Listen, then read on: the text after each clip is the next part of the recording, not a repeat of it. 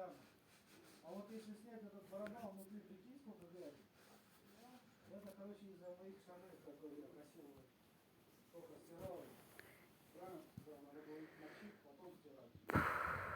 Вот я ему в рот нафиг машину.